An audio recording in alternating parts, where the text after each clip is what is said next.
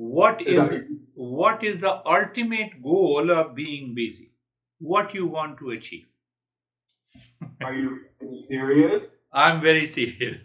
I mean, I'm just, well, I just have things going on in my life, right? Like I have work and then I have two dogs that I'm feeding them and taking them for a walk. And so like I'm busy with just like the responsibilities of life. I'm not busy trying to chase like a false dream or false idols or a bunch of money or anything like that. I'm just busy with, my normal life stuff, grocery store, dogs, work, just stuff that I have to do for my life. First thing is very clear that you are not running after the false dream, and that is extremely fair, and it keeps my intellect in order. I do not reach to a state of intellectual paralysis. What is a false dream? Her false dream is that if I earn this much, I will be happy.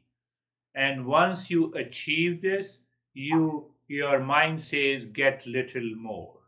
So you are always busy. If you fail to achieve what you have dreamed, then you are frustrated. And out Yeah. of the frustration, you take actions. Sometimes we take action unconsciously and habitually.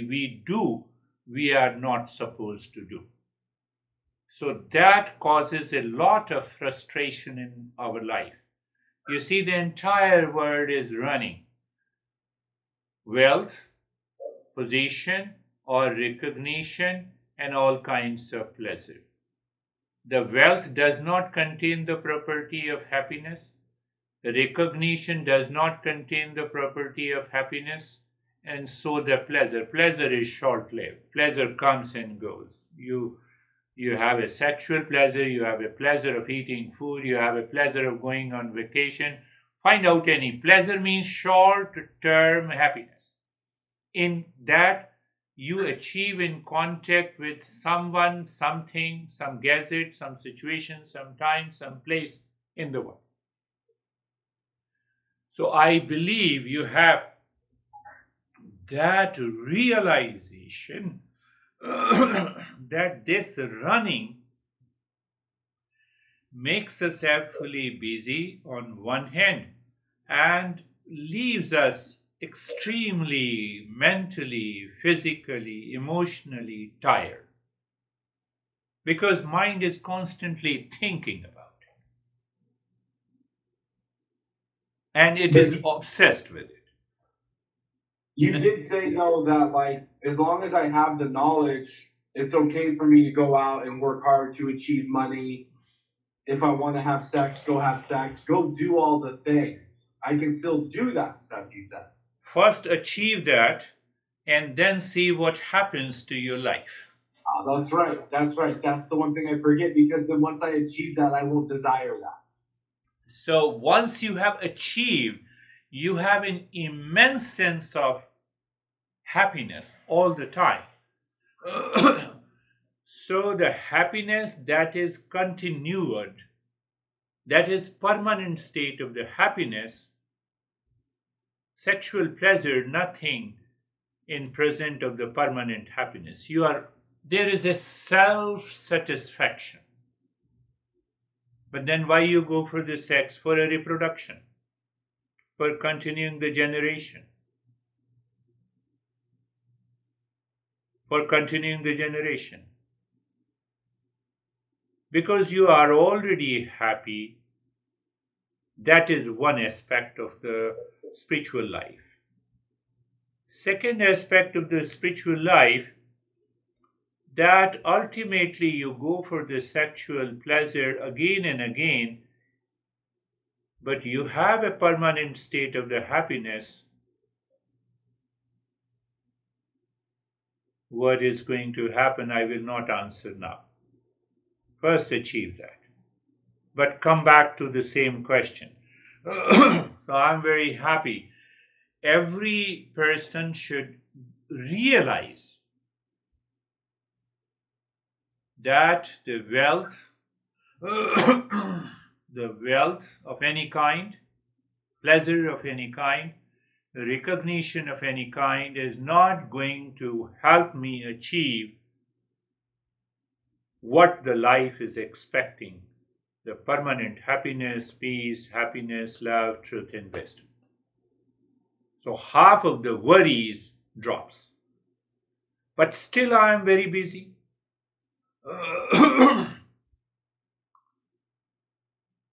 So as you mentioned that you have to walk the dog, you have other responsibility, that we will take up when we understand the second step. What is necessary, what is not necessary. What is required, what is not required. What is desired, what is not desired in our life.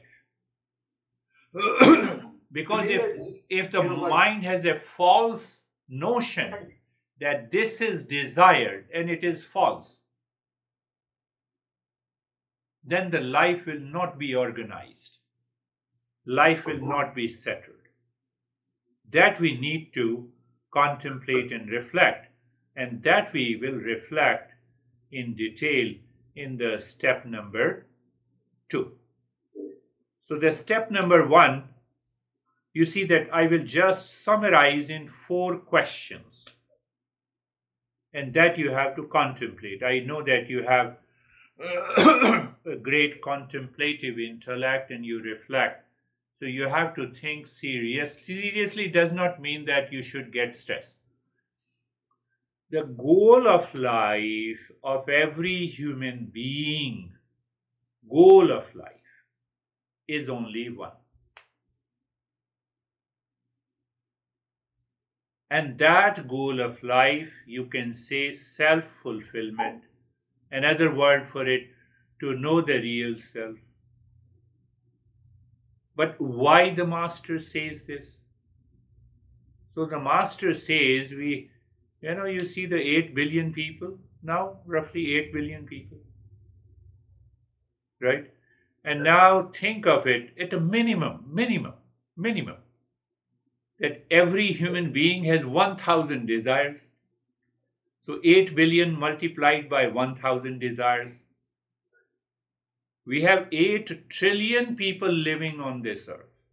Because of that desire, my attitude, my behavior, my action, everything changes. Yeah. So there are not 8 billion people. There are 8 trillion people living on this earth planet. That is the first thing. Yeah.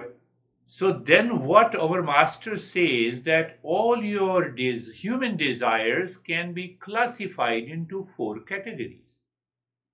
One is to make an effort and earn wealth of any kind. Second category is to use that wealth for pleasure.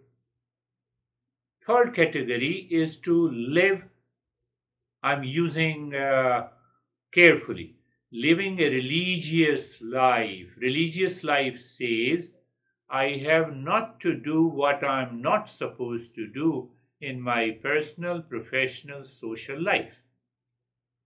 And I should do what I'm supposed to do all the time. What is going to happen? It will accumulate virtues. It will minimize the sins. Sins and the virtues are not seen. Their impact is felt. We feel the symptoms. So these are the 3 goals, and the 4th goal is the self-discovery. That is how the master says, that is the beauty of understanding, that all your desires can be classified into the 4 categories. You're going to a restaurant. Going to a restaurant, that is for pleasure. Second goal. You are going for a sexual pleasure. That too is the second goal. You are earning wealth, the first goal. You are earning recognition, first goal. You're buying a car, the first goal. You tell me. List down all your desires and categorize them into all the 4 categories, the first 3 categories. So the master introduces the 4th desire is the desire to know the real self. Am I clear? Yeah. That is the first step. Now the second step of understanding, when I constantly contemplate and reflect on the first 3 goals, I recognize these are not the goals, these are the means. Goal is only one. These are the means. Phone is the means to listen, to get or receive a call. Car is a means to reach home. They do not directly give you permanent happiness and peace. You use them, you use the money. You go to the restaurant, spend the money, and the food that gives you pleasure. There are no direct means of happiness. Yeah. There are indirect means of happiness. Oh, so it means they are the means. So what happens? We continue with the first 3 goals as a means.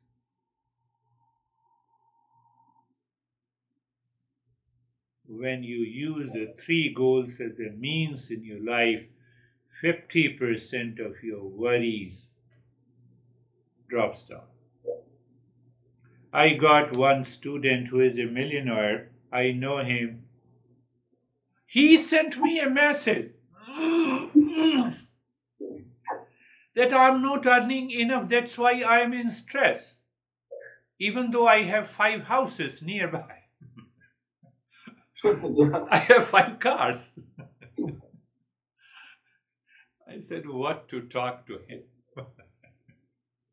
So, but there's really only one goal of life. Only one goal. Okay. But it does not mean that we should not pursue the first 3 goals, but as a means. We recognize all the time that earning wealth is only a means to achieve the 4th goal. Why the 4th goal? That is that is only one goal. At least I will have minimum resources to feed myself, to live a outer social professional life calmly, so that I can devote more time to the journey of the self-discovery.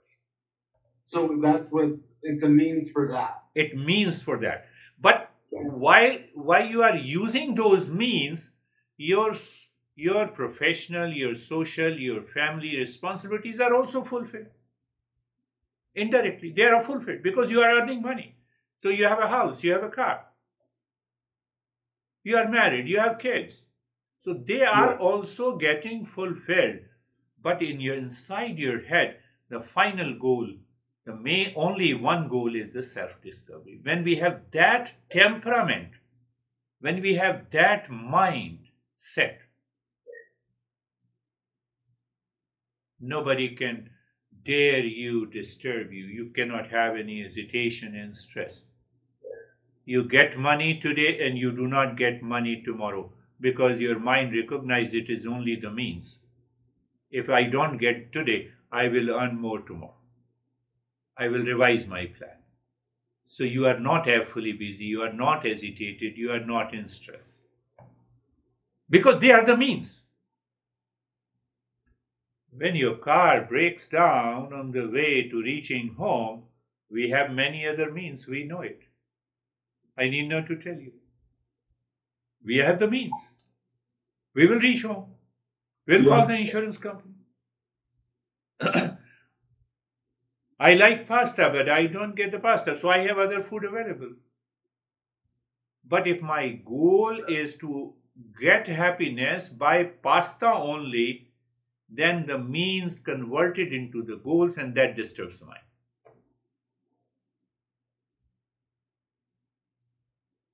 That disturbs the mind. That agitates. Yeah. It is a false self. It is a false notion. Every master for the last almost 6,000, 10,000 years ago. They said, understand this clearly. Why to understand clearly? You are always calm. You are not in a hurry. They are the means. Either get the means from you or from the other. Yeah. How simple. I don't get, this project. I will get other project.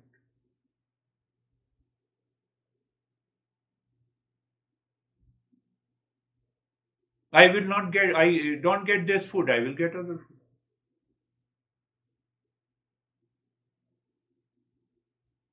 So when my mind, my intellect clearly reflects these three are not the goals, but they are the means. Why they are the means? Not only to fulfill my responsibility in the society, in the family, but also to keep the journey alive of the self-discovery. That clarity should be there. Yeah. Now, I can go on, but I will not go on. I will pick up one point. Your 100% conviction that these are the means. You are working on a project. The other guys is not listening to you. So you are not ready to fight. You convince, you find the means, you find the ways. And if it is not done, you leave it. You simply say, I leave it. They'll be surprised that you are not fighting, you are not hesitating. At least you left them calmer, you remain calm. Oh, I will find another. Let me use this idea, this intellect, this project for something else. That is known as the religious life. So you have introduced the religious life in your profession also. So that is the first question. What is the goal of life? Now, second is, what is the common desire of all the human beings? To be happy. To be happy, to be in peace. In fact, to common desire of all the living species. I am learning Eastern wisdom. I recognize that there is a false I and there is a real I. The false I wants to fulfill all the desires of the life by hook and crook, by crime, by violence, by reaction, by anger, by hesitation. That is the way of the society. This is not my way. Why it is not my way? Because I don't want the false I to take over, to fulfill the common desire. So I am mindful. I am aware. I don't fight. I don't react. I am not angry.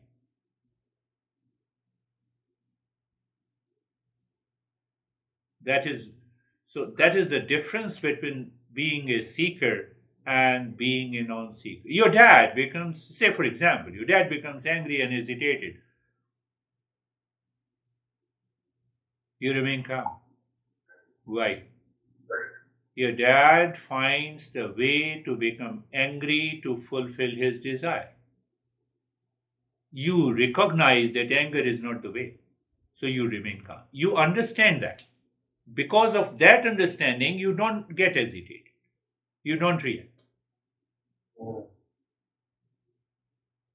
That is why the second question is, what is the common desire of all the human beings, all the living species? All the living species. That must be realized in our mind all the time. Even say for your example, I have a team who takes care of my website and manages the social media. So one day my mind was upset over this guy and he said, you can't do this much? This is such a small thing. And instantly I realized he does not have that capacity. Why am I angry? Why I am angry? He cannot handle this. So I sent the project to a couple of my students in Ukraine, and they did it and they sent it within 2 days. So what happens now? What happens with the second major question? What is the common desire? In a society, I have to get the things done from the others, and others people have to get things done for themselves from me. That Yes. is the way to share. But I am always mindful as a seeker, what is the limitation of this person? How this situation is limited only to this factor. So I recognize that limitation and I'm happy. If it is not done, I know how to get the things done. I'll find out the other way. Anger comes because my expectations are not met. I feel frustrated because you are not doing what I want, what I expected you to do.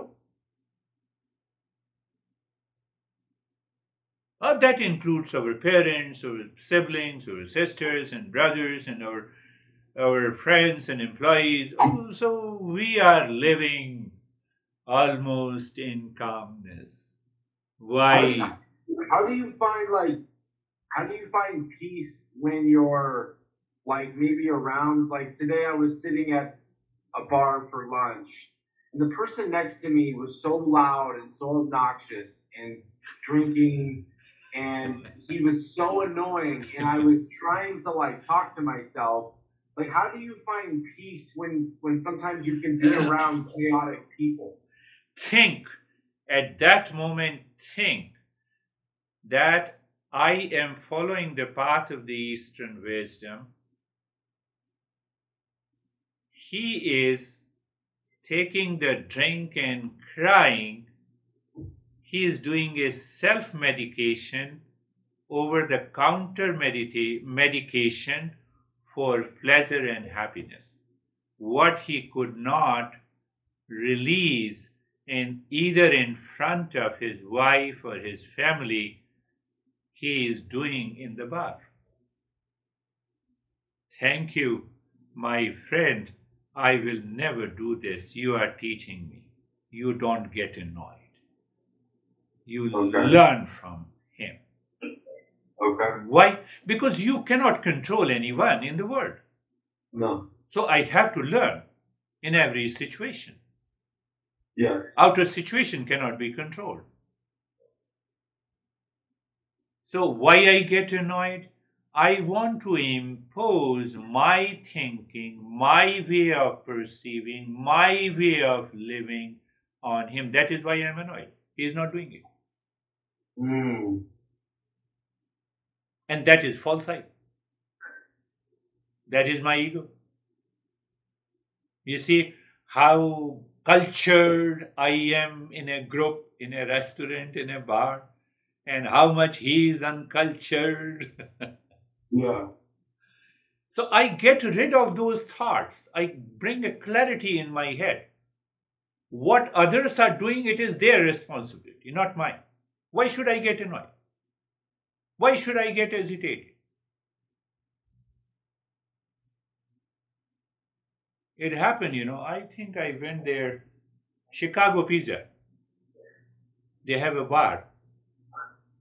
I was sitting with Mani and the guy, the same thing, nasty. So when he looked at me and I said, good, good. so, so he looked at me, but he looked at others also. Others were annoyed, and every time he looked at me, I said, good, very good. My wife said, what the hell you are doing? I said, wait.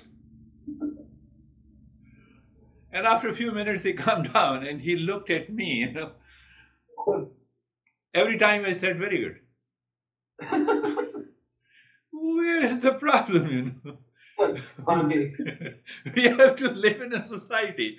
How you live in a society depends on you. You're right. Either the situation outside impacts you, or you give a positive impact to the society. At least once he gets out of the effect of that drink, he will definitely think that weird guy what he meant. I like that. You're right. So I follow a very simple approach. And I remain casual. I remain mindful that society outside should not have a greater impact. My son's brother-in-law, he went to, I was also with him. He went to where? Banana Republic. So there was a $25 off. And I know that he had bought many shirts and the pants. Still he bought it because there was a coupon. So out of $25 discount, he had still to pay another $42. I said, what kind of a discount it is? So when I explained to him, he came back and he has kept the bag here. He said, I'm going to return tomorrow. I said, yes, you must return. And you take that $25 coupon, so what we will do? I said, give to someone who may be there in the Banana Republic. Give to them. We don't need. Just make it clear. Yeah. That's a good idea. Oh, then he remembered that you did the same thing in the Coles. I had many coupons, worth $120. So one lady was there and I said, do you want this? Are you sure? I said, I'm sure. That's why I'm telling you. If you use it, I'll give you. I don't want to throw it. Then she looked at it and she was very happy. Oh, I said, okay, get happy, be happy. So there are ways to deal with our daily life. Yeah. You remain casual, you remain mindful, you enjoy the life. That is the second question, the common desire. Now the third question comes, well, what do you mean? Yeah. Yes, but I should take it. What is the third desire? What exactly is the end of suffering and awakening to the real self? The word used in Eastern wisdom, Buddha says nirvana. Patanjali, the great master, uses the word kaivalya. Our Jesus uses the word salvation. Or you can use the word freedom. What is the end of the suffering and what is permanent happiness? Oh, that is nirvana. Now you see that you are becoming very clear. Sometimes people start thinking, oh, nirvana is something that you are absorbed into meditation. You don't come out of the meditation. Buddha taught for more than 45 years after the nirvana. He visited almost every village in India. He visited every village, every county in India minimum 10 times because he taught for more than 45 years. So now see now that one misconception is removed. Oh, so it does not mean that you have to keep sitting on meditation. It's all about the knowledge, knowing the real self. No, it is all about bringing an end to the suffering. Bringing an end to the suffering and having a permanent knowledge is the third question. That is known as nirvana. Now you ask the fourth question, what is nirvana? How do you define nirvana? How do you define salvation? How do you define kaivalya? What is this? So when you ask those intellectual philosophers who have not undergone this journey of master and seeker tradition, they have a great philosophy, the dry philosophy. They will talk lot of things. And you return empty-handed. What is the answer? What is nirvana? Self-knowledge. That's what nirvana is, self-knowledge. Self-knowledge. Knowledge of the real self. So what do I now? I know I have a knowledge of the false I.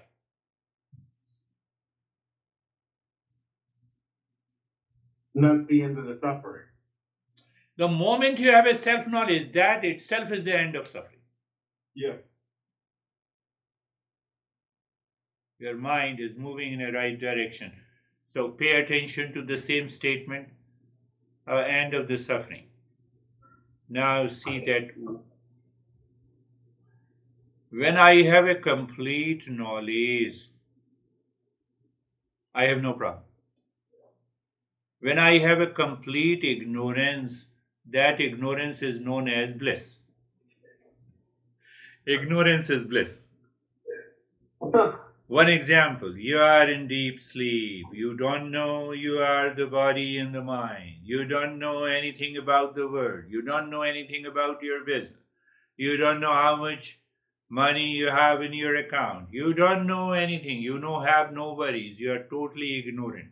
That ignorance is not bliss. Because after a deep sleep, you wake up and you say that, how fresh I am, how calm and peace I am.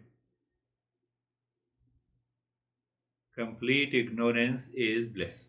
So the complete knowledge is also bliss. What do you mean by complete knowledge? Bliss means you don't have any conflict, confusion, duality, anxiety for anything. No, but tell me, give me some example. Such a simple example. Do you have any worry about your name? Do you ever forget your name? Until today. Complete knowledge. Do you forget your home? No. Complete knowledge. Do you forget which car you own? Complete knowledge. You have no issue.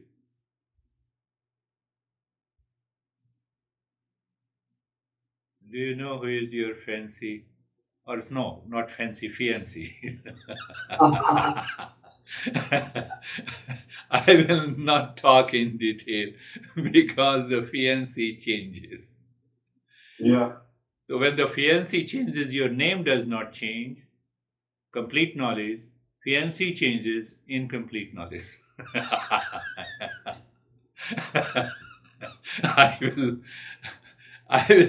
I'm relating your experiences.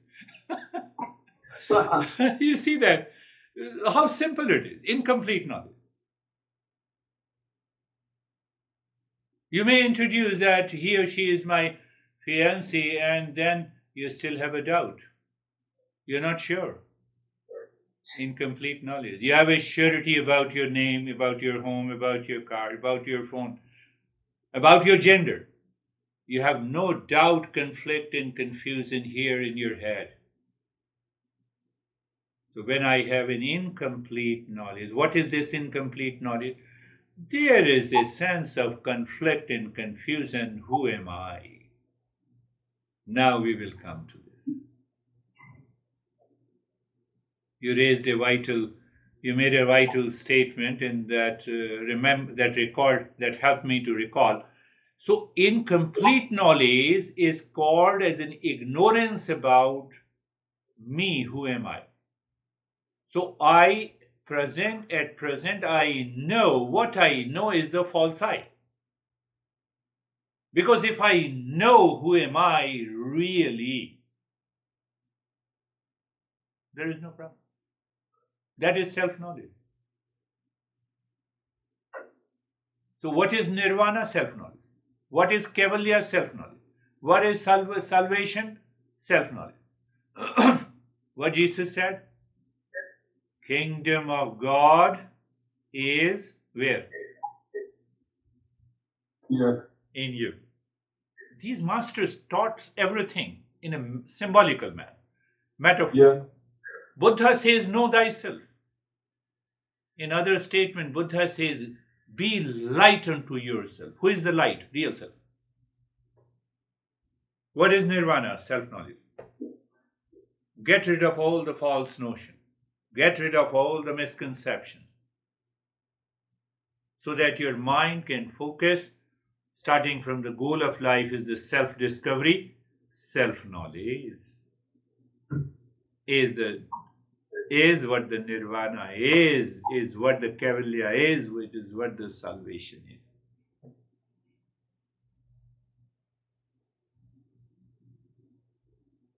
thing. It demands a lot of contemplation and thinking.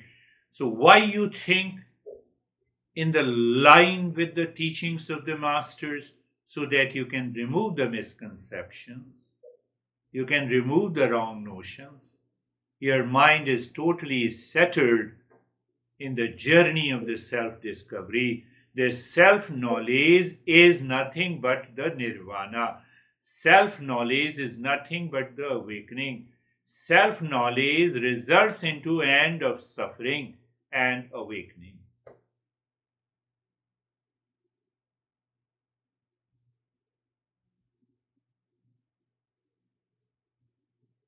This I have to assimilate this knowledge. I have to digest that knowledge, so that any time says neck and you know, oh, who is calling me?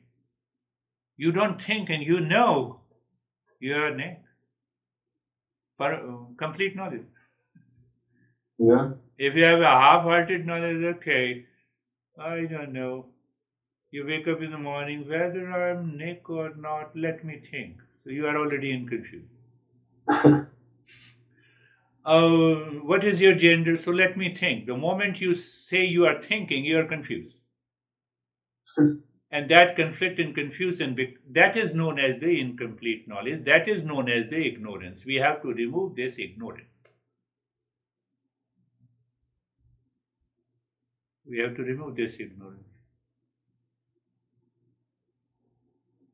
So now see what we have to do. I used to give the same example at least 3 times. I'm repeating the 4th time. It is revealed, when I lie down and it reveals, oh, this is a good example. Come on.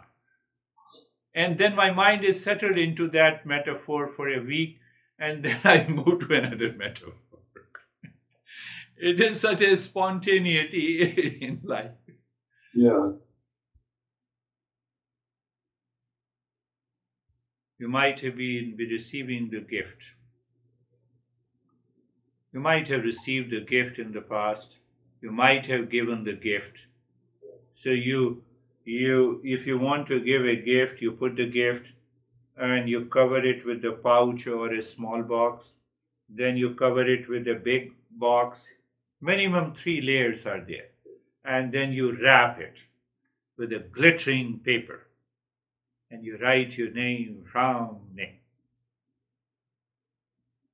Whatever you want to write, my fiancé, my honey, my money, whatever it is.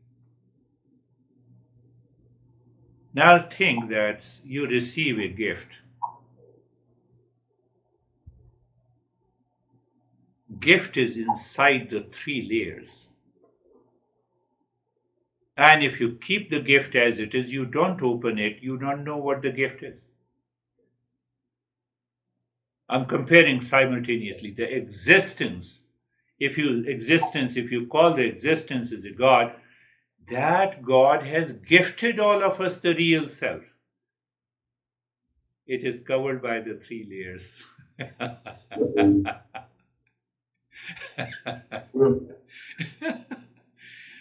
I like that. So unless you unwrap the wrapping, if you want to unwrap, it means now you are interested in knowing the gift. Yeah. If you want to know about real self, then I can say that you are interested in knowing that gift. Yeah. Some people come to me with a dry, you're talking to the real self, what is it? So, okay, you are ready to impose your confusion and conflict on me. So they ask me, where is the real self? I said, I don't know. No, but you talk about it. I said, I make people fool. You cannot become a fool. I just avoid them. They are not interested. Yeah. They are not interested in opening the gift. They don't recognize their false eyes dominating and dictating their life. They are ready to fight with everyone. Their argument is not right. It is better to avoid them. So the first wrapping, So you are interested only when you are ready to open that wrapping. What is that wrapping in this relationship with the real self? That wrapping is so attractive. We always find what is glittering too much in, oh, let it buy this, even if it costs. I know that this is going to be a waste. This is going to be thrown out. The gift is more important. But I make that wrapping more important to look outside. Our mind has made this world outside more important than the real self. That is why we are constantly running outside. That is why we have a lot of confusion. That is why we are agitated. Yeah. We want to marry only Miss Universe. What is Miss Universe? She is also a girl. Does she have a special organ? Food. Food is food. I have given value to a particular food, and there I'm ready to spend $50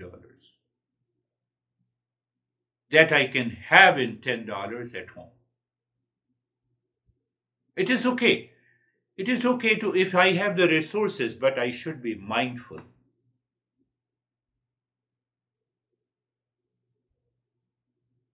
So the mind glitters, or I would say the glitters of the world attracts the mind. That mind says what is outside is real, that will give me permanent peace and happiness, but they do not contain the property of peace and happiness. So I continue to live in delusion. That is another reason we wrap with the most glittering paper outside to delude the person whom I am sending the gift, and so we are deluding ourselves. It's hard for people or even myself sometimes because if the real self is permanent peace and happiness, we already are permanent peace and happiness, but yet we're trying to find it because we want to feel a certain way. So remove the 3 layers, then only you can find that gift given to you by existence. You are not ready to remove. Gift. But my true nature is permanent. Yes, it is 100%. That is the gift given to us. But it is covered by the first layer. That first layer is known as the impurities of the mind. I see. What is that impurities of the mind? The mind has a notion that the world of people, place, situation, object are real. That is the first notion, wrong notion. And then it is a real, it is different from me. That is the second misconception. So it is real, it is different, separate from me. Hence, I have to make an effort to achieve peace and happiness. That is the delusion, because the peace and happiness does not lie there.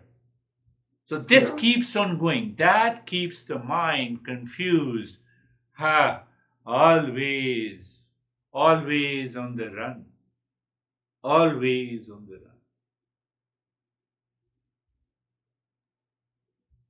People do not think that this is only the means, this is not the goals. Means does not contain happiness. Goal. You look at the state of mind of Elon Musk, we don't see the state of the mind.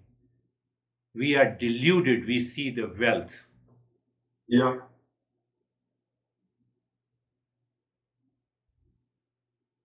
So the first layer is this. Because of that impurities of the mind, because the mind is constantly running, Oh, I will grab this also, I will do this also, I will do this, I will do that also. Millions of the thoughts. They makes the mind wander. I'm always distracted. Now, can I tell you a principle? The greater the distraction of the mind, greater the fatigue in the body. More hours of sleep you have to do. Less the distraction means you have minimum number of thoughts at the time of the sleep, deeper the sleep, less the hours of the sleep. No, you're right. I mean, on days where my mind is very wound up and all over the place, I'm tired. My body is tired. And on days where I am free and living as my real self, I have so much. The energy is beautiful. Energy, yes, you are right. Again, you have used the right word. That energy is conserved. That Yeah. energy is not scattered because of millions of the thought. Thought is also an energy. So when you have millions of thoughts in your mind, every thought has a negative impact on each cell of the body that results into fatigue and the tiredness. Yeah. I think like lately, like sometimes like I worry, like I'm like, oh, I could get in a car accident, or oh, this person could hurt me. I've been worrying lately about stupid stuff, and I don't know why. Like I get these worries. This is the And this is the second layer, that is the box. Because when we have millions of the thoughts pertaining to the world outside, and we know by default the world is in flux, it the is word is constantly changing. So one part of the mind says the world is real and I will secure happiness. The other part of the mind says it is constantly changing, so we have a fear, we have a sense of insecurity. When they both mess up, it results into these thoughts that what will happen? Nothing will happen, and whatever has to happen will happen, my friend. I am of the nature of the real self, independent of all the outer events of the world. I have to rethink in this way. But unless the impurities of the mind is removed, I cannot enter into the second layer. Unless I remove the first wrapping, I cannot open the box, second layer. So the journey is to remove the impurities first. And the second is the wrapping is the distraction, and the third is the pouch in which the gift lies. That pouch is the ignorance. So we remove that ignorance by knowledge. We remove the impurities by action, by thought, by right speech, by right action. That is our second step out of the 40 step. So what is the right thought? What is the right speech? What is the right action? We will take up deeply into the step number 1. And the second is second layer. That is the box we have to remove. That is the distractions. So we can gain the natural focus, or I can say we can remove the distractions of the mind by educating the mind on the existence, either in the form of an image, or in the form of a mantra, or in the form of a geometrical figures that belongs to the Tantra tradition. So there are almost thousands of ways to remove that distraction and the delusion from the mind. We have to start from some practices from the next session. So now you are clear. Whatever the practice we do, first it pertains to the impurities of the mind. Second, to gain the natural focus. Third, that how to perform, how to think, speak, and act in the world full of challenges every day. How to meet those challenges in peace and happiness, how not to get impacted by the difficult situation in the world. So these are the two steps. And the third step we are already doing, we are removing the ignorance. How the ignorance is removed? Now you have to think a little bit, again go back to the same question. What is nirvana? Nirvana is self-knowledge. So how to get this self-knowledge? After removing the impurities and the distractions, by self-inquiry. What is self-inquiry? I have to recognize what is the false I and what is the real I. So self-inquiry. How to do the self-inquiry? By listening and learning these principles. But what is the indication? How long I have to listen? So when you are listening and learning, contemplating and reflecting, you find a sense of detachment. You were interested in those things causing you the trouble, but now you are not interested. They are in present of you. What it means, a sense of detachment comes. So as you continue, the sense of detachment not only helps you to get the natural focus, but also leaves you in the state of the calm all the time. Mind is relatively free. You find the joy. But as you continue the journey, the second impact in our life is that the mind starts living in the state of dispassion. Dispassion is not indifference. Dispassion is that now you are not interested in any form of a delusion coming from the world. Like mirage water, you are not affected. Like when you are driving the car and the highway is running behind you, you know it is not. So when you look at the beautiful girl, you know peace and happiness is not there. It is a delusion. So you start with a clarity in the mind. But you get an opportunity, you talk. But you talk, you think, you speak, and you act in the state of dispassion. So what is the another result? So from detachment to dispassion, from dispassion to a natural steadiness of the mind, your mind is not going to wander. You wake up in the morning and mind says, relax, calm. Don't run.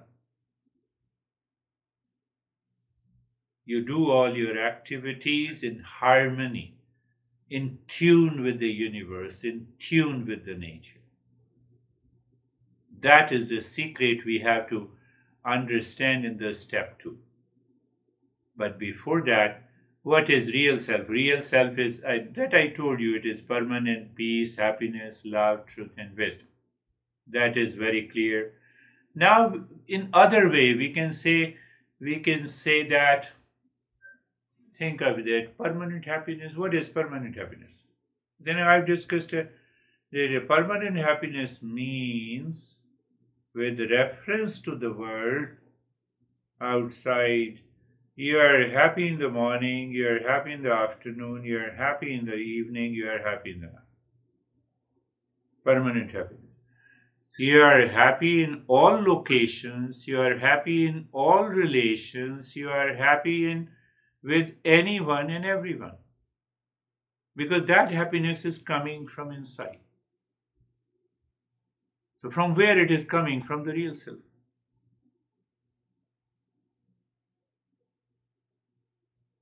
No, but when the false self always expects happiness from the outside. Yeah. How? By attachment. By thinking the world is real. By declaring that I will definitely get happiness this time. You have repeated the same act 50 times before you fail. And your mind still is deluded to say 51st time, I will try one more time. Then what is your age? 90 years old. When you are trying 51st time, your age is 90 years old. You are on a bed. Your sense organs are not working. No, let me try one more time. Yeah. You are in a delusion. People do it. You can see in our society, those Yeah. people are still doing it. So that is what the ignorance is. Another part that I want to take up, you need to think that real self is not the part of the thought, not the property of thought, not the product of thought. It is independent of the thought.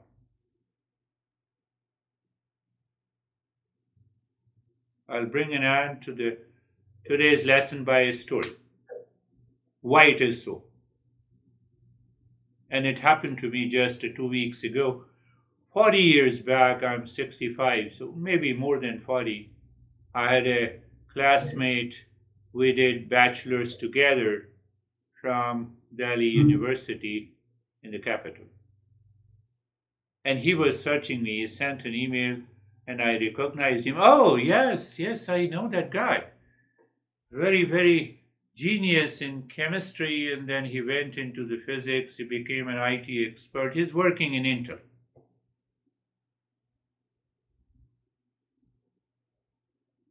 So we had a virtual meeting. In those days, I have long hairs, black hairs. He also had it, but he was thin. But when I saw him, he was double diabetic, suffering from a couple of illnesses. We both have more or less the same age, but we recognized each other. Now I have a question for you. Did I recognize him based on his physique body? Body has changed. He also has a gray hair. I'm meeting him after 40 years. He also recognized me. How he recognized? How we recognize each other. It clearly shows we are not the body. How did you recognize him? How did we recognize? You tell me. Because you knew it was going to be him?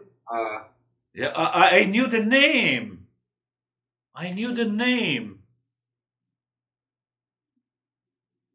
The way we recognize I am the same person when body is 5 years old, when the body is 10 years old, when the body is 20 years old, when the body is 30 years old, when the body is 60 years old, that I do not change. If the I changes, the entire past memory will also wiped out.